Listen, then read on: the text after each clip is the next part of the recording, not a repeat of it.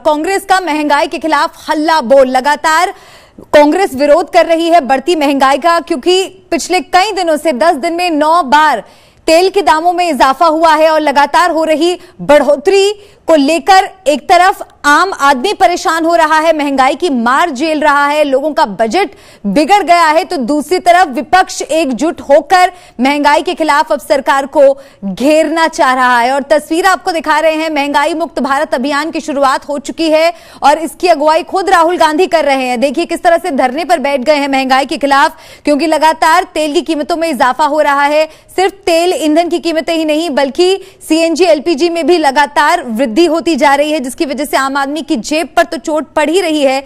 लेकिन यह सिलसिला आखिर कब रुकेगा, कब खत्म होगा, इसको लेकर भी सरकार की तरफ से अब तक कोई जवाब नहीं आया है।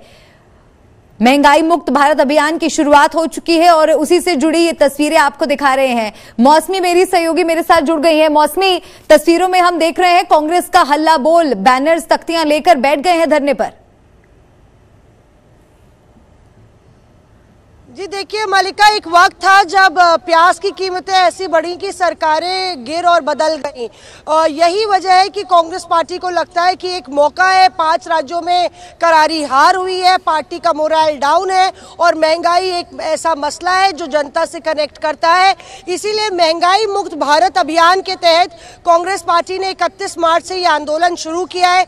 जो तस्वीरें आप देख रही हैं उसमें राहुल गांधी जमीन पर बैठे हैं, एक सफेद चादर बिछी है और जमीन पर बैठे हुए जमीन की लड़ाई लड़ते हुए कांग्रेस पार्टी नजर आना चाहती है और वो भी राहुल गांधी की अगुवाई में। तो बड़ा संदेश ना सिर्फ देश को देने के लिए बल्कि और ना सिर्फ भाजपा को देने के लिए बल्कि जनता के लिए भी और कांग्रेस के उस खेमे के लिए भी जो राहुल गांधी के नेतृत्व पर सवालिया निशान लगाता है। बहरहाल 31 मार्च, उसके बाद 2 से 4 अप्रैल को होगा धरना डिस्ट्रिक्ट लेवल पर और 7 अप्रैल को होगा धरना राज्य लेवल पर। ढोल नगाड़े ताली और मालाओं के साथ साथ आज 11 बजे कांग्रेस पार्टी ने आह्वान किया है कि आप लोग बाहर निकलिए अपने घरों से।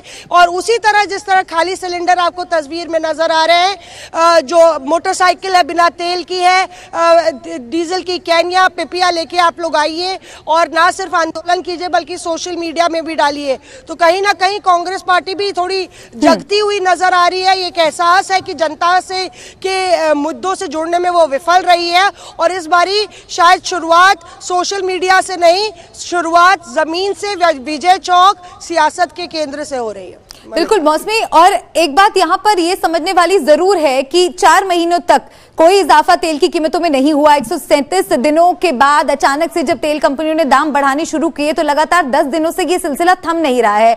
हर बीतते दिन के साथ धीरे धीरे कर तेल की कीमतों में इजाफा हो रहा है, वृद्धि हो रही है, जिसे नकारा नहीं जा सकता कि आम आदमी के लिए एक बहुत बड़ी समस्या खड़ी हो गई है। तो अब कैसे सरकार निपटेगी? एक तरफ आम आदमी को महंगाई रुला रही है, दूसरी तरफ विपक्ष अब इस पूरे मुद्दे को भुनाने की कोशिश कर सरकार को चारों तरफ से घेरती हुई नजर आ रही है।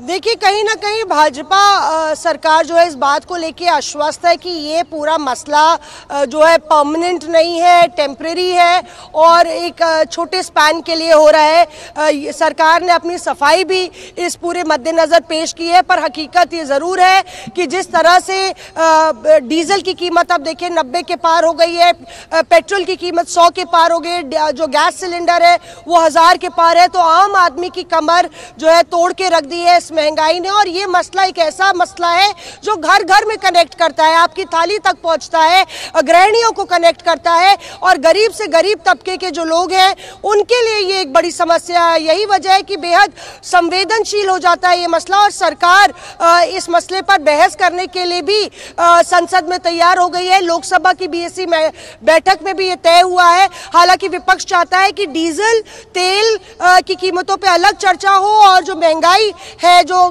खाद्य पदार्थों में महंगाई है, आम वस्तुओं में की महंगाई है, उस पर अलग चर्चा हो, तो सरकार भी इसे कन्नी काटते हुए नजर नहीं आना चाहती। वो दिखाना और जताना चाहती है कि हमें भी इस बात का एहसास है कि महंगाई एक मसला है और उस पर अपनी सफाई पेश करने के लिए वो एक मौका तलाश भी रही है। विपक्ष उसको आड़े हाथ ले रहा है और यही वजह है कि ना सिर्फ कांग्रेस बल्कि तमाम दल रोज नोटिस पे नोटिस दे रहे हैं संसद में, क्योंकि संसद भी चल रही है।